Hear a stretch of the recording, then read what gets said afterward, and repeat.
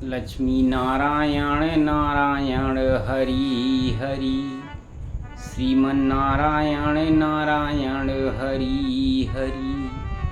तेरी लीला सबसे न्यारी न्यारी, हरि हरि। अजा एकादशी का महात्म्य। युधिष्ठिर ने पूछा कि जनार्दन, अब मैं ये सुनना चाहता हूँ कि भाद्र मास के कृष्ण पक्ष में कौन सी एकादशी होती है, कृपया बताइए।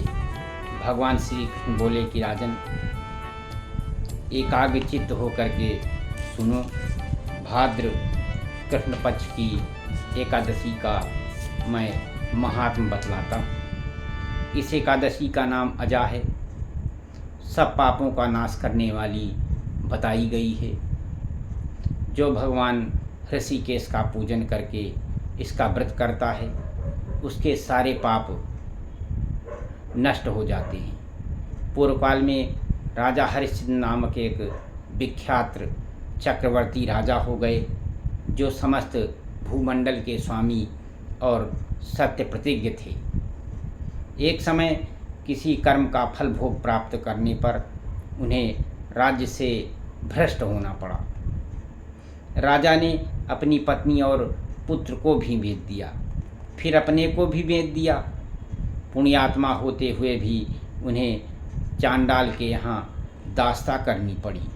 वे मुर्दों का कफन लिया करते थे। इतने पर भी उन राजा ने सत्य से विचलित ना होकर के इस प्रकार चांडाल की दास्ता करते हुए उनके कई साल बीत गए।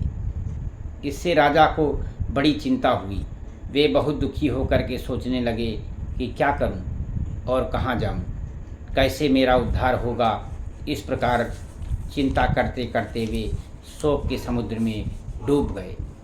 राजा को आतुर जान करके कोई उनके पास में एक मुनि जी आए।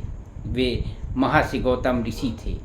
श्रेष्ठ ब्राह्मणों को आया देख करके नरश्रेष्ठ ने उनके चरणों में प्रणाम किया और दोनों हाथ जोड़ करके गौतम के सामने खड़े होकर के अपना सारा दुख और समाचार कह सुनाया। राजा की बात सुन करके गौतम ने कहा कि राजन, भादों के कृष्ण पक्ष में अत्यंत कल्याणमयी अजा नाम की एकादशी आ रही है, जो पुण्य देने वाली है। इसका व्रत करो। इसके पाप का जब अंत होगा, तुम्हारे भाग्य से आज के 7वें दिन एकादशी है, उस दिन उपवास करके रात में जागरण करना। ऐसा कहकर महर्षि गौतम अंतर्ध्यान हो गए।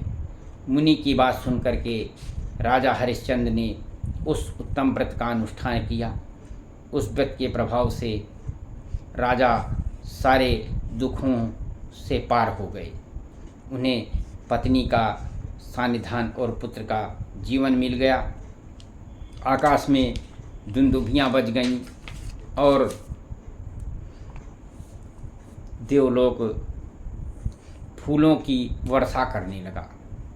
एकादशी के प्रभाव से राजा ने अकंटक राज्य प्राप्त किया और अंत में वे अपने परिजनों तथा पुरजनों के साथ स्वर्ग लोक को गए। राजा युधिष्ठिर, जो मनुष्य ऐसा व्रत करते हैं, वे सब पापों से छूटकर स्वर्गलोक में जाते हैं। इसके पढ़ने और सुनने से अश्वमेध यज्ञ का जो फल मिलता है, उसके बराबर फल प्राप्त होता है। और इस दिन भगवान लक्ष्मी नारायण नारायण का यथासंभव जप करना चाहिए और व्रत के नियम का पालन करते हुए एकादशी का व्रत करें। इससे आपका जीवन सफल हो जाएगा। लक्ष्मी नारायण नारायण हरि हरि, श्रीमन नारायण नारायण हरि हरि। तेरी लीला सबसे न्यारी न्यारी, हरि हरि।